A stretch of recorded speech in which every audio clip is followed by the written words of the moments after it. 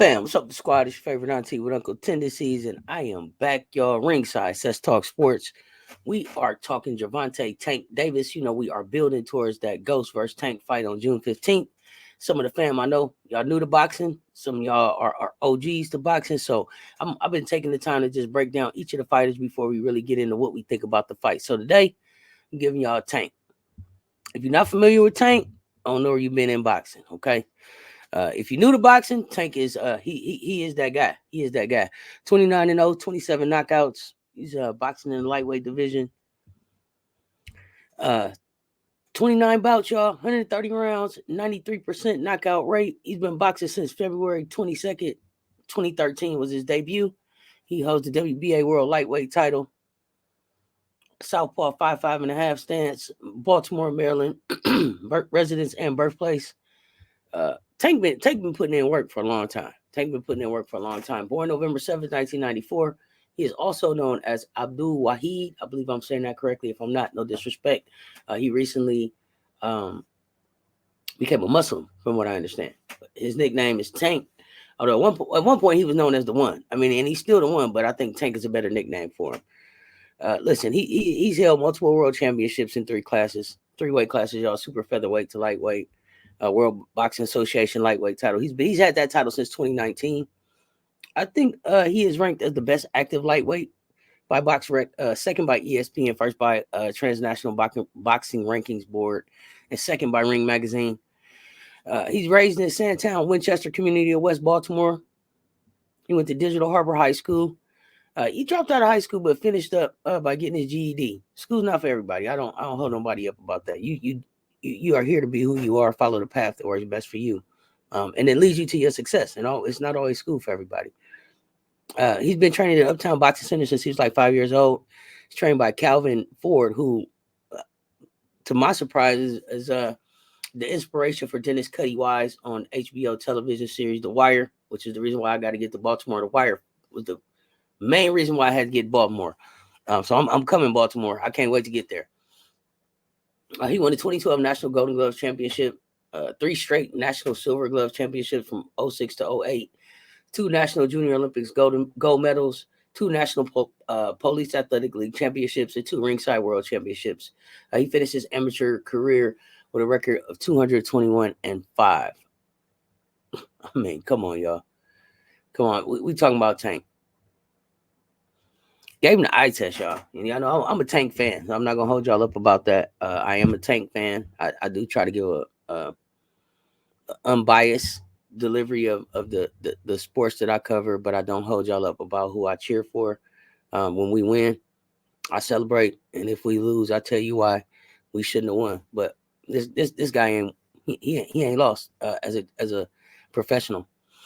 And I'm expecting a good fight, but I'm not expecting a loss for Tank coming up, but it's gonna be interesting.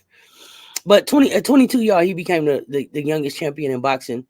He's, like I said, he's been called the One, but the nickname I think that sticks best with him is the Tank. I think that speaks to how he fights. He's had at least 8 first-round knockouts. He doesn't mind fighting off the ropes. He doesn't mind getting in the middle of the ring. He'll take some shots to get in that phone booth with you and stay in there. He can take a punch. His chin is not suspect at all. The chin is not suspect at all. Because of his stature, sometimes, especially when he's in there with longer fighters, he has to take some punches to get in there to give some. So we know that this kid can take a punch. I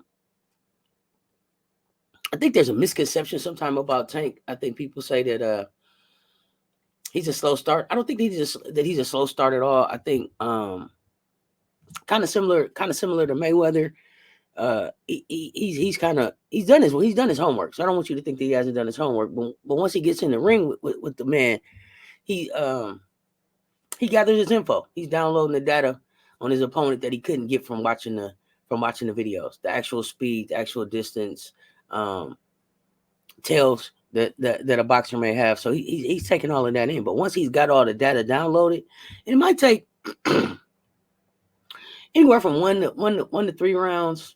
Not I don't think 4 rounds. 1 to 3 rounds. I think he's pretty much got a good idea of who he's in the ring with and how he wants to attack. He's coming in already with a game plan.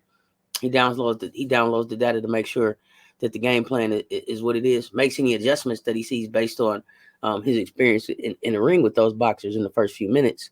And then he starts to get to work. Once he's got the data downloaded, I feel like he likes to be first with his, and he definitely can press the issue in the ring. He has great ring generalship. He's really patient. Another thing that Tank does, he really works the body well. He doesn't forget about the body.